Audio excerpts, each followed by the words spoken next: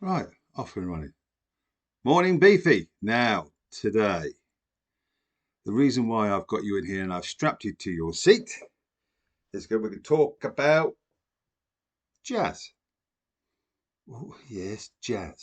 Jazz. It'll be fine. Bear with me. It's going to be good at the end. Well, it's going to be good all the way through. So, my jazz journey. Um, my grandfather-in-law was a big jazz nut. Grew up with it. I suppose it was his UK garage. I don't know. Yeah, and he used to play stuff. I used to listen to it and think, oh, this is good. Just there in the background, just sort of being nice and better than the 80s pop music that was about, certainly. And there's a TV series called The Beiderbecke, I think The Affair, Connection, tapes starring James Bolan and Barbara Flynn. And the James Bolan character was really into Bix Beiderbecke. So, late 80s, the first jazz Bix Beiderbecke, a collection. Bix was a nickname. Um, Born in Iowa, 1902. Just looked it up. And this is very much of its time, sort of 20s, 30s. You can tell it's like music from the 80s, 90s, noughties, 10s, and now 20s.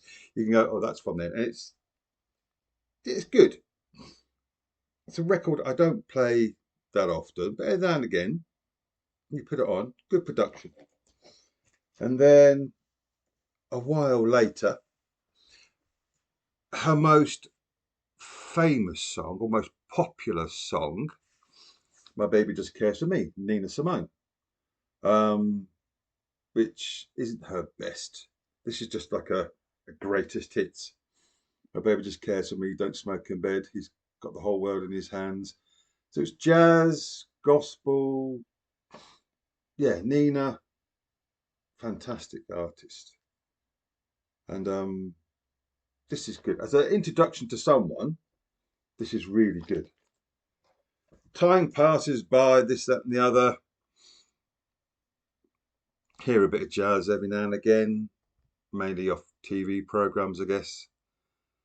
And then when I got the record player turntable that my son bought, went up to Lowell in Norwich, who sell fabulous clothes as well, and obviously they sell vinyl. And I was drawn to this Chet Baker, The Light Is Gone. Again, born similar time, sort of early 1900s, and he's a white musician from it's that Chicago, Detroit, New York sort of jazz scene. Trumpeter, he did sing as well. And I bought this. I don't know. I just came across. I went, oh, jazz, Chet Baker. I've heard of him. And when I got it home and played it, it's good. I really do like this actually.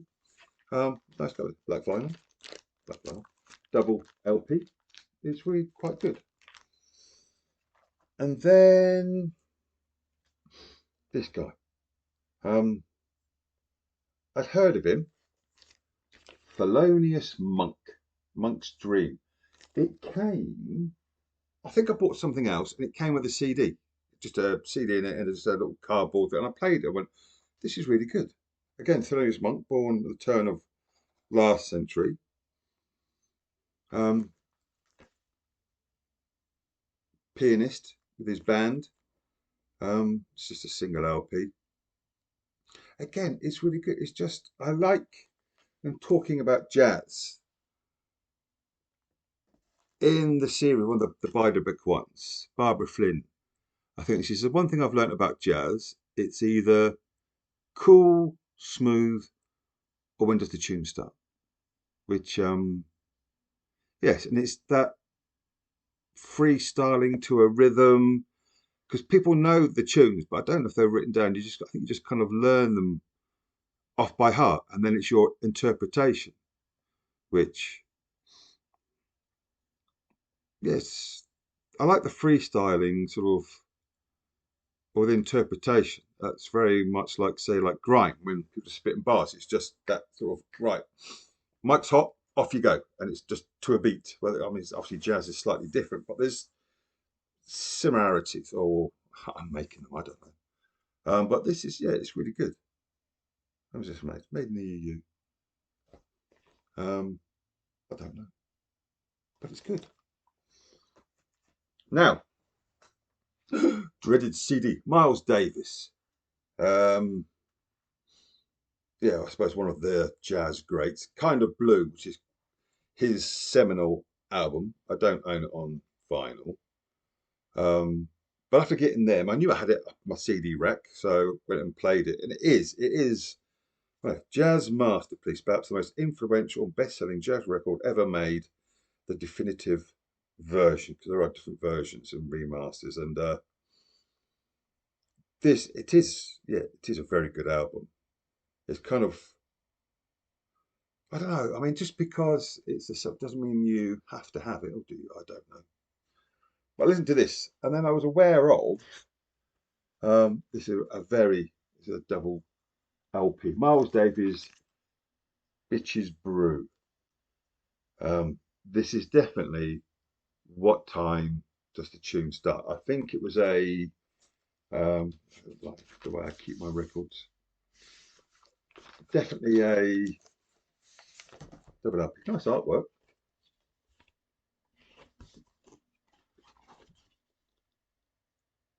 An experimental kind of, I don't know. It is, you have to listen to it to see what's going on. You really do. And it's yeah, it's hmm. However, along the Miles Davis, a censure pour le chauffeur, lift to the scaffold. Um, late 50s. It's a soundtrack to a film, and when you play it, sort of has that sort of French cafe vibe, and this is really good. If you like, well, yeah, um, it's on Spotify if you want to listen to it, but this is really good. I really do like this album. Don't know when it came out, but it's really good. I really do enjoy this album. And now, well, I do slightly different order. There's a cafe in Malden. It's about 7-8 miles away from here, and they sort of sell second-hand books and second-hand vinyl. Oh, second-hand vinyl. Yeah, they had racks and racks, or bins of, and most of it was like K-Tel compilations and just toot. However, again, turn of last century, she was born. One of the great jazz vocalists. I don't know if she played an instrument, to be honest. But I found this gem. Ella Fitzgerald. Um, in mono. It's from the early 60s, I think. Maybe late 50s. Oh, 1966. There we go. Crimea River, which phenomenal. It really is good. No, it's awesome. Absolutely awesome. And cost me an absolute fortune of £3. But yeah, it's fantastic. Fantastic. Now, we were talking earlier about Drake and Riri, which you're not really a great fan of. So I was going to compare to these were the Drake and Riri of their day, but they're not. This, Ella Fitzgerald and Louis Armstrong. I think in one of my previous videos I said there's a company, Acoustic Sounds or Analog Productions, something like that, who get the original master tapes and then produce an up-to-date. So this came out early this year, heavyweight vinyl. This, I put it on and it was just like, whoa, excuse me. It was like you were in the room. You were there, sort of at this intimate jazz club. Absolutely phenomenal recording, but the music as well, just their voices, the instrumentation, his trumpet, everything. It's just like being there. It's an absolute gem, this one. On heavyweight vinyl, gatefold cover. Get it out, why not? He says, got them there, and Yeah. You also you get when you open it. I've opened it. You get that. But yeah, absolute. And then by looking into them, it's like, what's going on? And I found no, it was somebody else's channel. Um, Michel Legrand is mainly a producer. I think he does play some music, and this is like a compilation, Legrand Jazz. He's French, and you've got who have you got? I'm trying to think. Louis Armstrong, Bernie Hannigan, Thelonious Monk, Thomas. People who I don't know who they are, but this, wow, it is. It's a real wow. Oh yeah, also love it. Yellow vinyl. Not that makes any difference whatsoever. It sounds absolutely lit. Oh, a bit of expired back there as well. So it's just a compilation album which came out, God knows how many years ago. Well, this actually came out in 2021, but obviously the stuff, it could be then. I think he's still going, still alive. Conscious of time. Um, yes, I bought this. The last time I went up to Norwich was a month or so ago. And I bought some other stuff. And this going through Freddie Hubbard. Live at Studio 104, Maison la Radio, Paris 1973. An up-to-date version of it. Gatefold. Another gatefold. But it took me ever to put these back in again. So that's the front. Okay. And inside, what's the writing? Just a little essay about this and the other African American musician. Yeah, 1973. Yeah, funky. And really nice. Double LP. About 15 minutes aside. It's really good, really good. Then last Christmas, my kids know that I'm a Peanuts fan. Now most people think of Peanuts when you say Charlie Brown and Snoop, they go, "Oh yeah," but Peanuts is the whole lot created by Charles M. Schulz. Charles M. Schulz was a jazz nut, and for one, I think he's done a couple of them. The Vince Guaraldi Trio. They did the music, and this is Charlie Brown's Christmas. Vince Guaraldi. O Tannenbaum, What Child Is This? My Little Drum, Lucy, or Linus and Lucy. Graph Festival. Oh, hello. Yeah, Charlie Brown. And what I like about this as well, easily pleased. This clear vinyl with the red. It's like somebody spilled ink on it. Sounds absolutely fabulous. I really do like this. I think there's some other the animated films, and they've done that. This next one. We're getting near the end, don't worry. I watched The Daily Show with Trevor Noah, and it would have been again earlier this year when, because at first during lockdown, Trevor Noah, a bit like me, had to record everything from his apartment, and then they were allowed back in the studio in New York, no audience, but they could have the odd guest, and had this bloke who I'd never heard of, but they interviewed him.